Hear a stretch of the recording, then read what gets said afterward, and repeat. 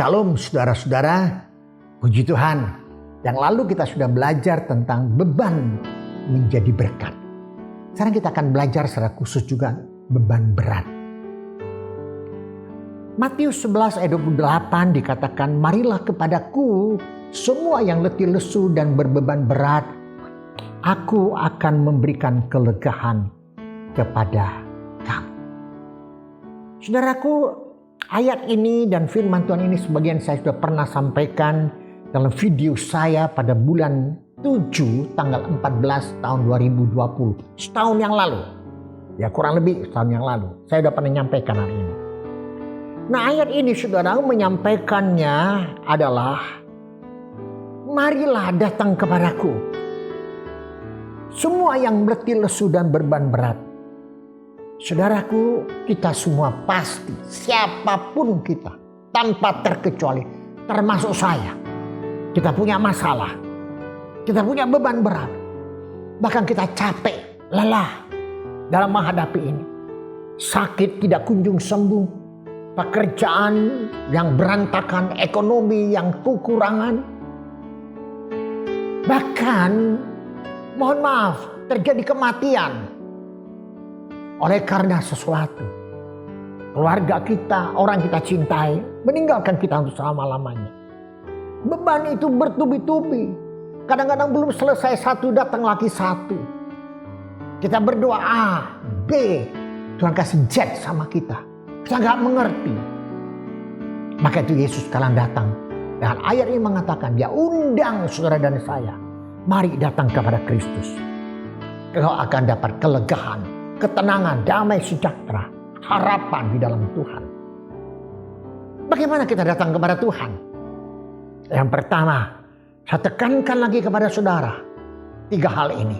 Pertama, percaya 100% kepada Tuhan.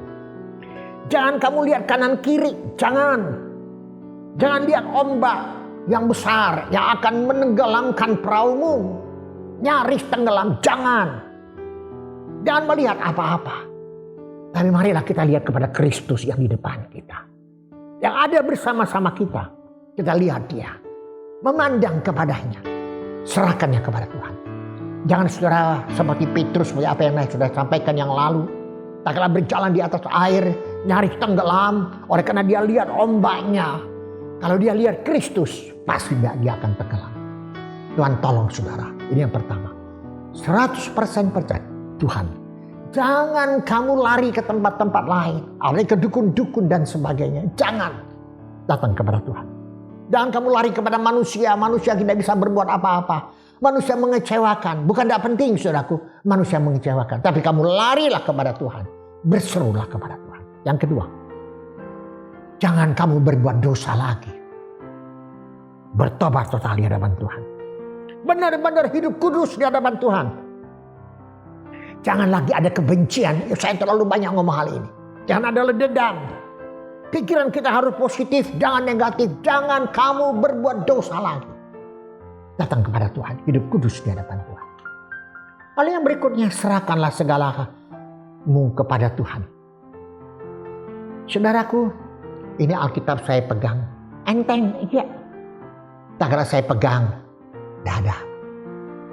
Tak kala saya pegang makin hari makin lama, makin hari makin lama. Sejam, 2 jam, 3 jam. Kita sudah merasa berat, saudara. Padahal dia enteng. Kita sudah merasa berat karena kita pegang terus. Bahkan apalagi 1 hari, waduh tambah berat. Tidak kuat kita. Tidak mampu kita. Kalau kita salahkan Tuhan, jangan. Marilah kita punya Alkitab. Beban seberat ini. Serahkan, taruh di meja. Taruh dan lepaskan. Serahkannya kepada Tuhan. Tuhan katakan, aku akan pikul beban. Engkau tidak akan merasakan berat. Karena kuk yang kupasang adalah ringan adanya. Tidak memberi kamu berat.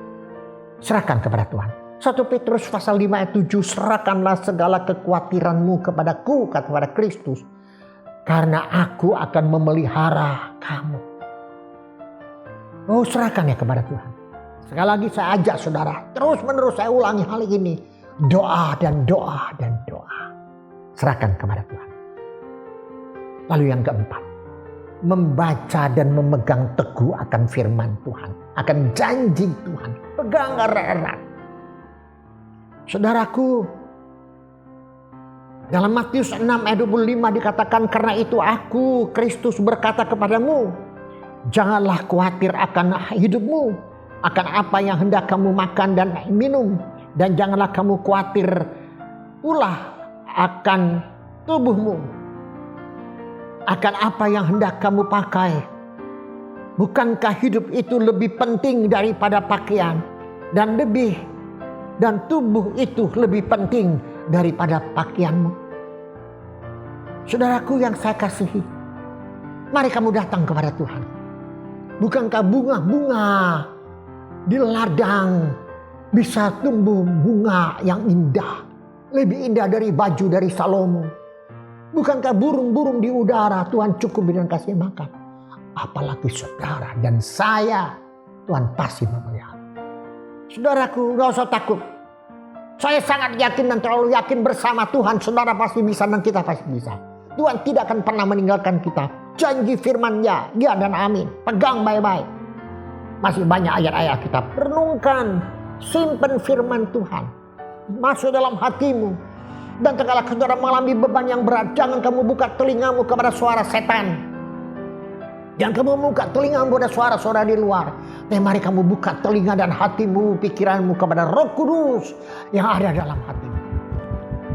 Tuhan, tolong Roh Kudus berikan kekuatan. Firman Tuhan terus penuhi kamu. Kuat di dalam firman Tuhan. Sudah ada gambar. Sudah bisa lihat gambar ini. Gambar ini adalah sebuah insiden belasan tahun lalu di Tiongkok. Terjadi ketika sebuah truk besar tergelincir saat melintasi jalan layang.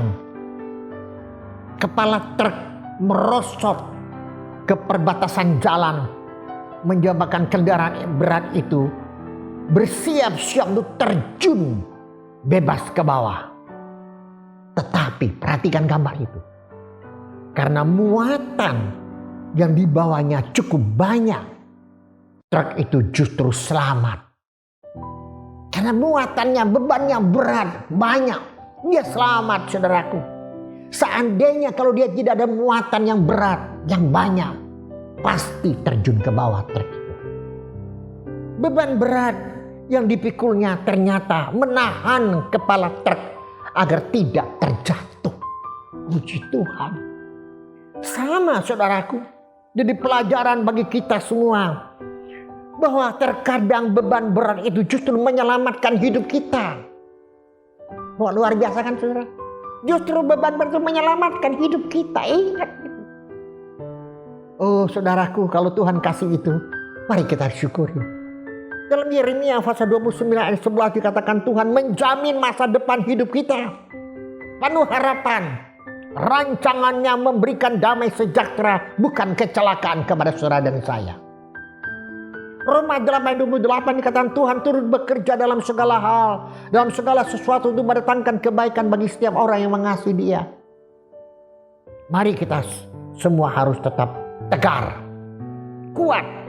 Bersama Kristus kita pasti bisa dan kita pasti menang. Ini adalah peperangan hidup rohani kita bersama Tuhan. Dan saudara akan bisa menikmati anugerah yang besar, makin besar. Kasih Tuhan makin besar dalam hidup saudara dan saya. Tuhan menolong saudara. Mari kita sama-sama berkata secara singkat, saya bersama Kristus saya pasti bisa. Bersama Kristus saya pasti menang. Bersama Kristus saya pasti berhasil. Karena Tuhan bersama saya. Amin. Berikut kita akan belajar tentang tetap semangat menghadapi penderitaan. Ikutin saya terus. Soli Deo Gloria. Tuhan Yesus memberkati saudara. Amin.